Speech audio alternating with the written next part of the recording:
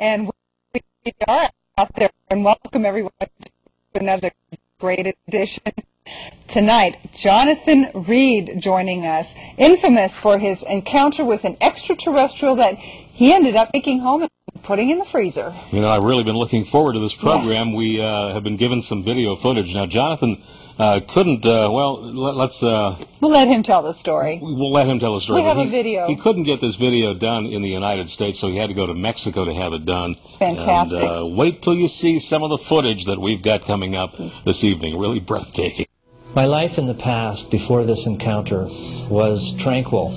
I had everything that I could have hoped to achieve in my life. I had a good job. I had graduated from a good university. I had a good home. I had reached a point of status in my life that I was very, very comfortable. When my encounter happened, when this exactly happened, my life changed completely. Dr. Jonathan Reed was a child psychologist who, back in 1996, had an incredible encounter with an extraterrestrial. Tonight, he joins us by phone from an undisclosed location to share his story. Welcome, Dr. Reed. Thank you, Kate. Thank you, Richard, for having me. I'm very excited about this. Hi, Jonathan. This is one of the few interviews that we've had over the last 3 years where we don't know where our guest is. Well, I can tell you I'm in Canada. Okay. Okay. I live both half the time in Mexico and half the time in Canada.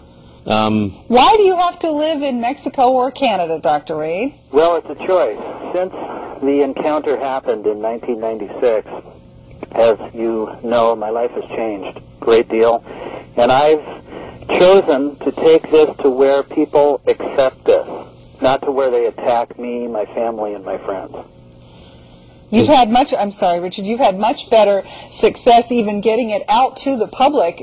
Like, for example, your video, the one that we just showed a clip, had to be done in Mexico. Exactly.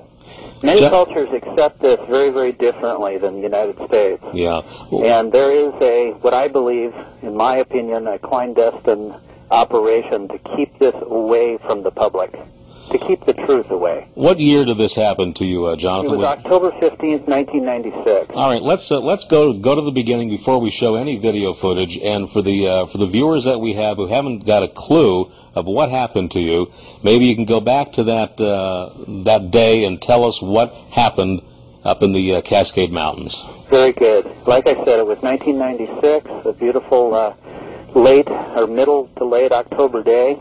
I went for a hike in the woods, a walk with my dog Susie. She was a 7-year-old golden retriever who was like a member of my family. And we had done this many times before, you know, where you take the dog out and run independently in the woods. Now, this wasn't a park. This is up by Snoqualmie Pass, which is at about 5,000 feet elevation, about 60 miles from Seattle. And what I had done is got out of my Jeep and literally went for a walk. And about an hour into the walk, my dog took off running, barking, maybe chasing a squirrel or a deer. That's not unusual. But this time, the barking sound changed. It became very aggressive, very angry. And when you have an animal that you've been around for several years, you learn to understand the different tonalities of their bark. Well, she was definitely after something, and then again it changed to the point where she was being pursued, I thought, by either a bear or a wildcat, which is native to this part of the country. So I was concerned.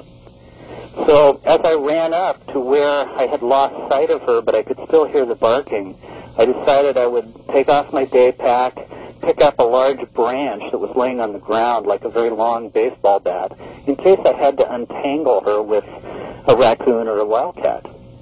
And as I pursued where she was, trying to locate her exact position by the barking, I came over this rise and was face to face with my dog connected to what looked like, at that moment, a small creature or even a childlike being, but it was very dark.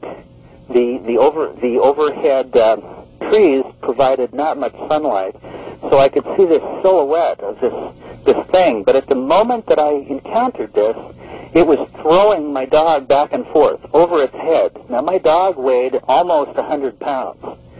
I don't know that I could do this as rapidly as what I was experiencing.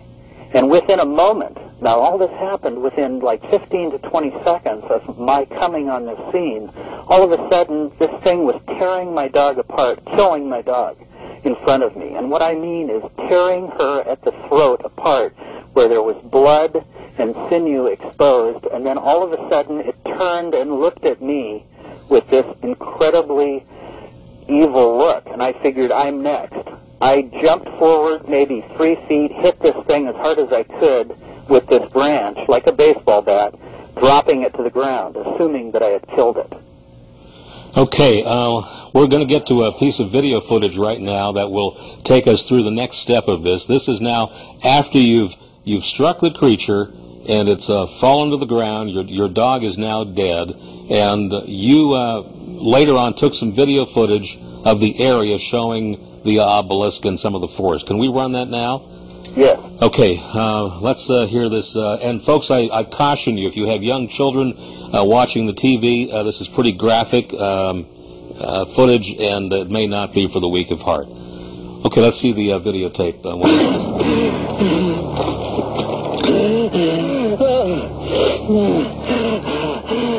Focus.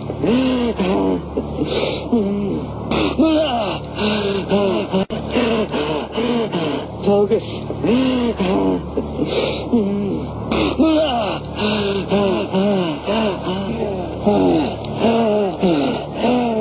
This creature, this body that lay on the ground bleeding in front of me, from the wound that I inflicted, only the remains of my dog, this white powder, this white ash at the feet of this creature, and this floating black object that I call the obelisk, floating in the air, not touching the ground. I photographed all of this with the video camera and with a still camera, hoping that something would be recorded, hoping somehow to record this moment and regain my sanity.